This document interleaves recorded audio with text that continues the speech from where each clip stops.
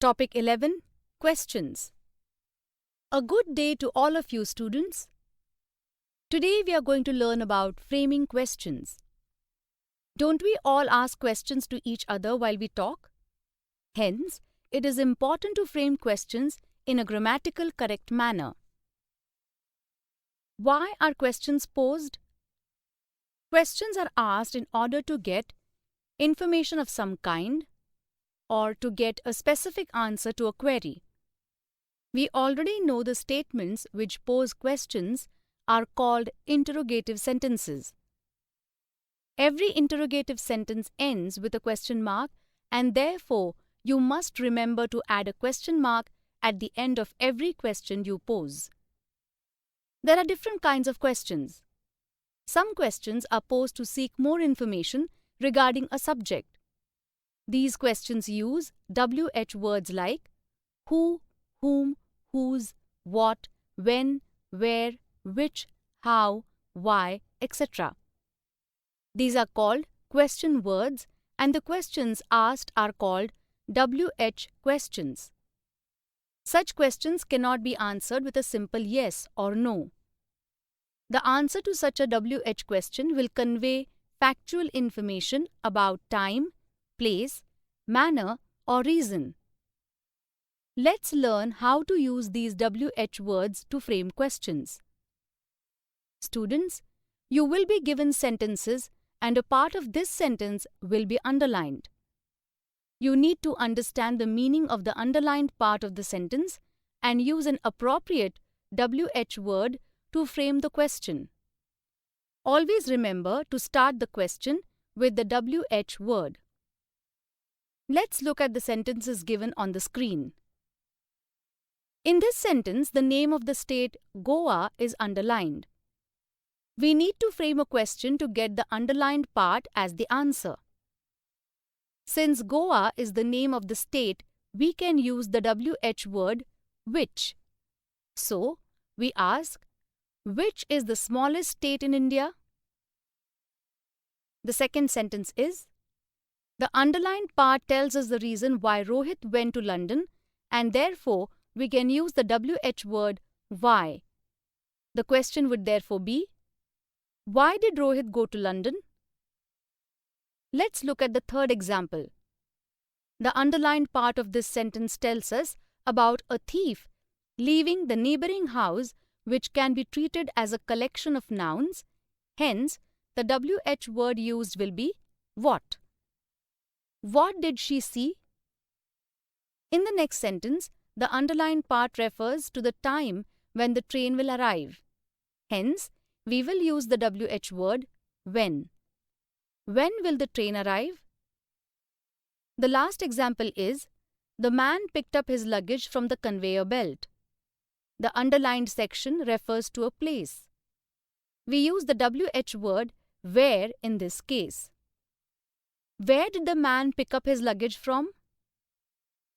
Let's revise, students. Look at the table given on the screen. This table tells you which WH word needs to be used for different sentences. Students, we just looked at and learnt about WH questions. Now we will learn about some questions which can be answered with a simple yes or no are called yes-no questions. No other information is sought when such questions are posed. For example, questions such as, did you attend school today? Were you unwell? Could you lend me your class notes today evening? Can be answered with a simple yes or no.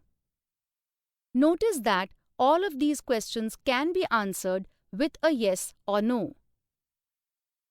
Next, we will learn about framing yes-no questions. These questions generally use two forms in terms of the verb used at the start of the question. First is the be form of the verb and second is do form of the verb. The verbs included in the be form are is, am, are, was, were, whereas those included in the do form are do, does, and did. While framing questions with be-form verbs, the following order should be used. Be-form verb plus subject plus adjective or noun. For example, are you British? Is he short? While using do-form verbs, the following order should be used. Do or does plus subject plus verb. Do you play football? Does she live in India? Did you eat? Hence, by following these two sequences, you can easily frame yes-no questions. Question tags. During a conversation, it is very common to make statements and immediately ask the listener to confirm what was said. Such a short question added to a statement is called a question tag. A tag is added after a particular statement is retold. In this part of this chapter, we will be learning about adding question tags to sentences. For example, it is a beautiful flower. It is a beautiful flower, isn't it? Here, the part of the sentence added beyond the comma is the question tag. Therefore, isn't it is the question tag added to this sentence. Students, in the topic types of sentences, we had learnt about two kinds of assertive sentences. One which has a positive meaning called affirmative sentence, and the other which have negative meaning called negative sentences. You also know the list of negative words that are always used in negative sentences. No, not, none, never, nothing, not only but also. Why is it important to revise the types of assertive sentences? It's because we need to add a negative tag to an affirmative sentence and add a positive tag to a negative sentence. Let's take two sentences, one of which is affirmative and the other is negative. 1. You are intelligent. 2. You are not intelligent. The first sentence is affirmative, whereas the second sentence is negative. Hence, to the first sentence, a negative tag will be added, whereas to the second sentence, a positive tag will be added.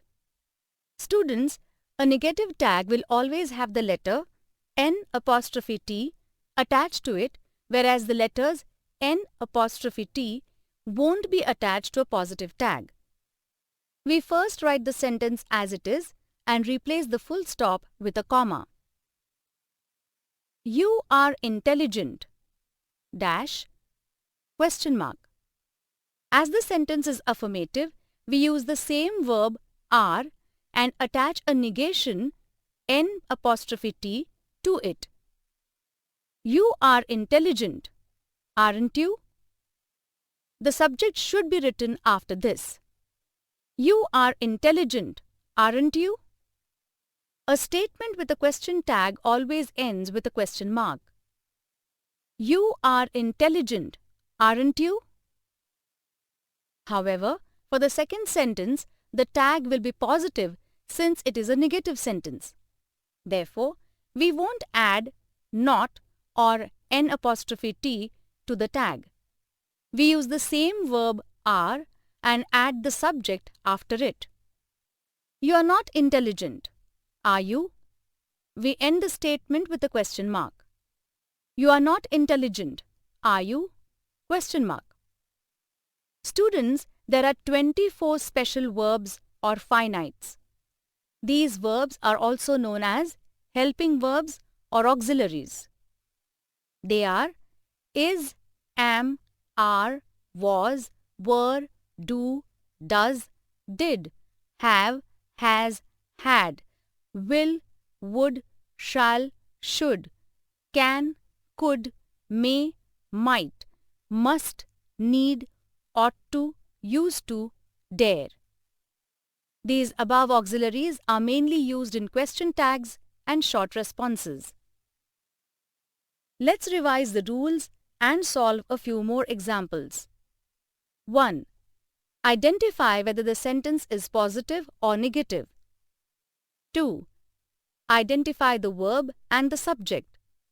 3. Copy the entire sentence. 4. Replace the full stop with a comma before adding the tag. 5. Add a negative tag to a positive sentence and vice versa. 6. Add the subject. 7. End the sentence with a question mark. Now, following these rules, we will add tags to the given sentences. The designs are beautiful. It is not a sin to speak. The answer is in the question itself. He could not speak. Sentences 1 and 3 are affirmative and therefore we would add a negative tag to these sentences. The verbs are and is, and the subjects are designs and answer. So, the tags would be: the designs are beautiful, aren't they? The answer is in the question itself, isn't it? Sentence 2 and 4 are negative and therefore we need to add a positive tag to these sentences. The verbs are, is, and could not speak, and subjects are it and he respectively. The tags would be: it is not a sin to speak, is it? He could not speak, could he? You can now follow these steps to solve the exercises related to question tags.